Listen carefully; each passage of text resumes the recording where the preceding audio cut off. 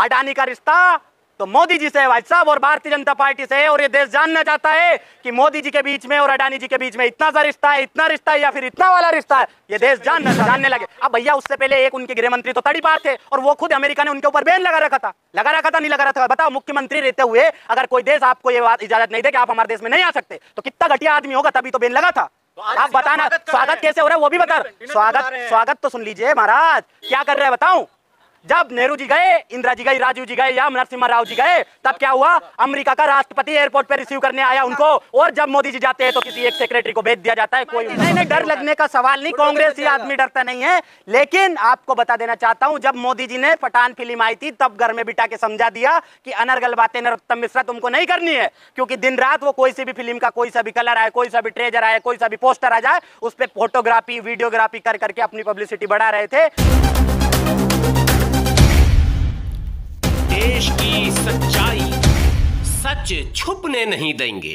मध्य प्रदेश चुनाव होने वाला है, भाजपा दोबारा से सत्ता में आने वाली है।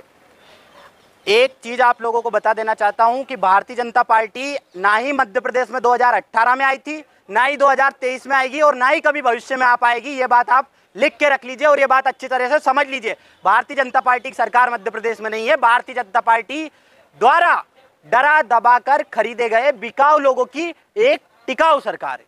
मामा पूरे मध्य प्रदेश को खुश करे हुए हैं, तमाम योजनाएं चला रहे हैं, एक से बढ़कर एक योजना मामा ने चलाई है। लेकिन मामा के विधायक के प्रतिनिधि आदिवासियों के ऊपर पेशाब कर रहे हैं और गरीबों के ऊपर अत्याचार कर रहे हैं। जी भर के उनको टॉर्चर किया जा रहा है, परेशान किया जा रहा है। मामा ने सम्मान दिया, उन्होंने पैर धुले, साथ में खाना खाया, हाल चाल पूछा। एक चीज आपको कहना चाहता हूं, अगर इतने अच्छे थे तो ये फोटोग्राफी करके पूरे देश में भ्रमण करवाने की उस बात की क्या जरूरत थी कि उसके चरण धुए, उसके चरण अमृत पिए और उसके चरण साफ किए। जिस तरीके से वायरल हो रहा था पेशाब करने का वीडियो, उसी तरह उन्होंने सम्मान देके दिखाया कि उन्होंने मेरे लिए जनता सर्वोपरि है, ना कि कोई नेता विधायक। आपका कहना बिल्कुल उचित हो सकता है, लेकिन एक बात आप ये बात समझ के देखिए कि अगर उनको ये सब करना था तो उस जो विधायक प्रतिनिधि ने किया उसके ऊपर कार्रवाई नहीं की गई है। और वो दिखावे के लिए बुलडोजर, सिर्फ उनकी एक दीवार तोड़ी गई है, घर नहीं तोड़ा गया। वो भारतीय जनता पार्टी का विधायक का जनप्रतिनिधि है और उस क्षेत्र का विधायक प्रतिनिधि है, उसके ऊपर कोई कार्रवाई नहीं हुई है, सिर्फ टीवी में दिखाया गया है जानबूझकर। और कहां से सरकार बना लोगे? कांग्रेस की विधायक बिक जाते, इस बार अगर आगे जाता तो फिर बिक जाएंगे। एक चीज आपको बता देता चाहता हूं भाई साहब, कांग्रेस इस देश के आम जनमानस के खून में है। हर एक आदमी के भीतर कांग्रेस बसी हुई है, कांग्रेस भारत के जनमानस में है और अभी कांग्रेस जिंदा है हर भारतीय के भीतर। लेकिन आपको बता देना चाहता हूं, व्यक्ति बिका, अब बिकने वाले कांग्रेस में नहीं बचे, क्योंकि बिकने वाले जा चुके।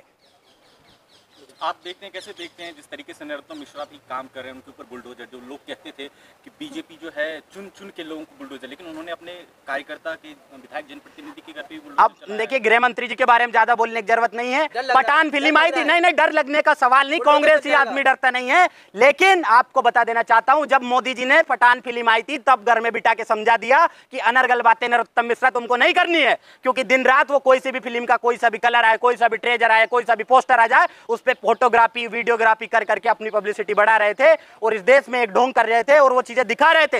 नरेंद्र मोदी ने स्पष्ट समझा दिया कि ये हरकतें करना मिश्रा बंद कर दो, तो उनको तो जेल भेजने की तैयारी वैसे ही हो चुकी है। वो हत्याकांड विरोध मत करो, मिश्रा जी बुलडोजर चलवा देंगे। मिश्रा जी ने कई लोगों के घर पे बुलडोजर चलवाए, बिल्कुल सही कह रहे हैं भाई साहब आप, हजारों लोगों के घर तोड़ दिए। और तो और जो प्रधानमंत्री आवास योजना के अंतर्गत घर बसे हुए थे उन घरों को भी तोड़ा गया। तो क्या भाइयों बहनों, वो प्रधानमंत्री आवास अतिक्रमण में बना था, नाजायज अगर कोई अपराध करता है, अपराधी है, तो उनके घर पे बुलडोजर चलना क्या सही? एक चीज ये बात समझ लीजिए, आर्थिक दंड दिया है बुलडोजर चला के। आर्थिक दंड देखिए, हमारे देश में 3 शिक्षा चलती है, न्यायपालिका, कार्यपालिका और व्यवस्थापिका।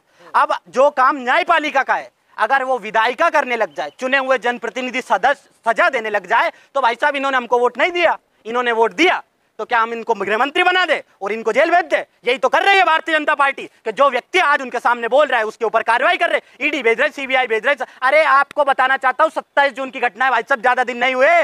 प्रधानमंत्री भोपाल के मैदान में बोल रहे थे कि भाइयों बहनों, ये जितने भी चोर लुटेरे हैं इन सबको मैं जेल की चक्की पिसवाऊंगा। उन्होंने नाम लिया कि ये एनसीपी वाले तो बहुत बड़े वाले घोटालेबाज है, नाम भी लिया कि खाद्यान्न घोटाला, सहकारिता घोटाला और सिंचाई घोटाला। अब भैया उस समय जो उन सरकारों में मंत्री रहे, अजीत दादा पवार, छगन भुजबल, दोनों को ही अभी अभी भारतीय जनता पार्टी द्वारा बहुमत से चल रही सरकार में हाथ जोड़कर भाई फैला के महाराष्ट्र के में जानबूझकर एनसीपी पार्टी तोड़ दी और सारे बेईमान को अपनी झोली में इकट्ठे कर लिए। भारतीय जनता पार्टी एक काम बड़ी मजबूती से और अच्छी तरह से कर रही है कि देश के सारे चोर लुटेरे दागी और ईडी सीबीआई से डरने वाले नेताओं को भारतीय जनता पार्टी की वॉशिंग मशीन में धुल रही है, उनके कपड़े साफ कर रही है। भाजपा कब ज्वाइन कर रहे हैं? सारे मुकदमे खत्म हो जाएंगे। राहुल गांधी नहीं, पूरी कांग्रेस पार्टी हमेशा से इन चड्डी गैंग वाले, आरएसएस वाले, संघियों, गोडसेवादी, फांसीवादी ताकतों का विरोध कर रहा है। वही आदमी आज जमीन पे लड़ रहा है। आज खेत खलियान रोड पे राहुल गांधी जी लाखों लोगों से मिल चुके हैं, उनकी बात जान चुके हैं। हर एक व्यक्ति के भीतर कांग्रेस है। तो पप्पू कहा जाता है। ये अफवाह है। और ये अफवाह किसने बनाई? जब 2012 में राहुल गांधी जी कृषि कानून लेके आए थे, जब उन्होंने एक यात्रा भी यूपी में निकाली थी, अमेठी में, उस समय देख लिया कि अगर ये आदमी की सोच, इस आदमी की विचारधारा, इस आदमी के एजेंडे अगर इस देश में लागू हो गए तो हम जो 1925 से आरएसएस द्वारा हिंदू मुस्लिम को लड़ाकर इस देश में राज करने की जो कूटनीति बनाई जा रही थी और जिस तरह से उन्होंने हिंदू मुस्लिम करके 2 राष्ट्र की नींव रखने का प्रस्ताव रखा था अंग्रेज शासन के समक्ष, वही प्रस्ताव आज वो पास करने पे तुले हुए। क्या कर रहे हैं बता रहा हूं कि मुस्लिमों को टारगेट कर रहे हैं, मार हिंदुओं को रहे। मुस्लिम तो बहाना है भाई, बेरोजगारी से कौन? आप नहीं मर रहे, आप नहीं मर रहे। महंगाई सब टमाटर आपको 150 से कम में मिल रहा है, आपको मिल रहा, मुझे आपको मिल रहा हो तो बता दो। अब आप बेरोजगारी तो कांग्रेस के समय में भी था। ये आपको बता दूं, आज 9 साल होने को आए, लगभग 10 साल पूरे हो जाएंगे मोदी सरकार के। कांग्रेस सरकार हर साल लगभग केंद्र में रहती तो 1 से 2 लाख नौकरियां विभिन्न विभागों में नियमित रूप से विभाग के अंतर्गत सेंट्रल गवर्नमेंट करती थी। लेकिन जब से ये प्रधानमंत्री की सरकार आई, सभी की सभी सरकारी नौकरियां छीन कर प्राइवेट हाथों में दे दी। बेरोजगारी और महंगाई की बात करें, लोग कह रहे हैं कि मोदी जी जब से आए विदेशों में देश का नाम रोशन हो ये आपको बता देना लगे। ये आपने कहा कि विदेशों में मोदी जी को जानने लगे। अब भैया उससे पहले एक उनके गृह मंत्री तो तड़ीपार थे और वो खुद अमेरिका ने उनके ऊपर बैन लगा रखा था, नहीं लगा रहा था। बताओ, मुख्यमंत्री रहते हुए अगर कोई देश आपको ये बात इजाजत नहीं दे कि आप हमारे देश में नहीं आ सकते तो कितना घटिया आदमी होगा, तभी तो बैन लगा था। तो आप बताना स्वागत कैसे हो रहा है वो भी बता। स्वागत तो सुन लीजिए महाराज, क्या कर रहे हैं बताऊं। जब नेहरू जी गए, इंदिरा जी गई, राजीव जी गए या नरसिम्हा राव जी गए, तब क्या हुआ? अमेरिका का राष्ट्रपति एयरपोर्ट पे रिसीव करने आया उनको।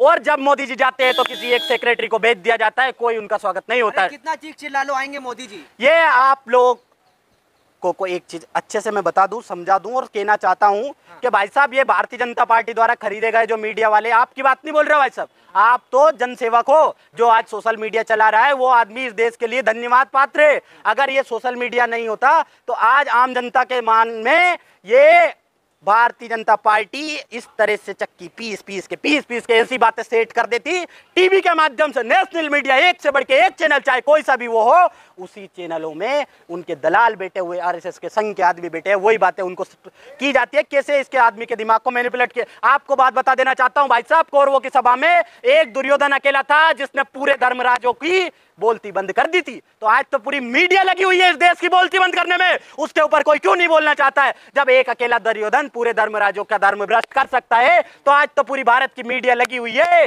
इस देश को मोदी में बनाने में। लेकिन जनता ये बात अब बर्दाश्त नहीं करेगी। इस बार 350 पार। आपको बता देता हूं, ठीक 26 मई 2024 को राहुल गांधी जी इस देश के प्रधानमंत्री के रूप में शपथ लेंगे और रिकॉर्ड बहुमत, जो राजीव गांधी के समय में 418 कांग्रेस पार्टी जीती थी, उससे भी अधिक कांग्रेस पार्टी की सीटें आएगी। इस बात में दो राय नहीं है। आप बेफिक्र रहिए। आप भविष्यवाणी कर रहे हैं? भविष्यवाणी नहीं, इस कांग्रेस के भीतर मैंने यात्रा की है, राहुल गांधी ने यात्रा की। लाखों लोगों ने कन्याकुमारी से कश्मीर पूरा देश पैदल ना पाए। मणिपुर ये प्रधानमंत्री प्रचार मंत्री नहीं जा सके, राहुल गांधी जाके लोगों के दिल के हाथ जान के आए। खेतों में गए, टमाटरों में गए, एक एक बात उन्होंने कही राहुल गांधी जी ने। तो आपको बता देना चाहता हूं भाई साहब, राहुल गांधी जी और कांग्रेस पार्टी और देश का हर एक आम जनमानस इस फेकू सरकार की बातों को नाकामयाब करने में तुला हुआ है। आप ये बात लिख के रख लीजिए। मोदी जी से सत्ता छीनना चाहते हैं आप, वजह क्या? हम मोदी जी सत्ता छीनने वाले कोई है भैया? हम तो एक देश की बात रखने वाले एक व्यक्ति है। मजबूत नहीं, मजबूर हाथों में देश है, क्योंकि दो खरीदे हुए व्यापारी के द्वारा खरीदी गई ये सरकार है। अडानी और अंबानी इस देश को चला रहे हैं और पूरी देश ठेके पे है। आप देख रहे हो हर एक चीज जिस देश की ठेके पे। अगर अडानी भ्रष्ट है तो आप ही की सरकार ने टेंडर दिया है 60,000 करोड़ का राजस्थान। आप एक चीज वो भी देखे हुए, उसके कुछ ही समय बाद हिडनबर्ग की एक रिपोर्ट आई थी, उन्होंने कोई इन्वेस्टमेंट राजस्थान में दिया आपकी सरकार ने। 60,000 करोड़ का प्रोजेक्ट क्यों दिया? कांग्रेस सरकार ने नहीं दिया। वहां पे उन्होंने ये कहा कि हम उद्योग स्थापित कर रहे हैं यहाँ पर और राजस्थान के युवाओं को हम 70% प्रिविलेज देंगे। भ्रम फैला नहीं रहे। अशोक गहलोत जी की सरकार ने उचित निर्णय लिया। अशोक गहलोत जी, आपका अडानी से क्या रिश्ता है? अडानी का रिश्ता तो मोदी जी से है भाई साहब और भारतीय जनता पार्टी से है। और ये देश जानना चाहता है कि मोदी जी के बीच में और अडानी जी के बीच में इतना सा रिश्ता है, इतना रिश्ता है या फिर इतना वाला रिश्ता है। ये देश जानना चाहता है। आपने 20,000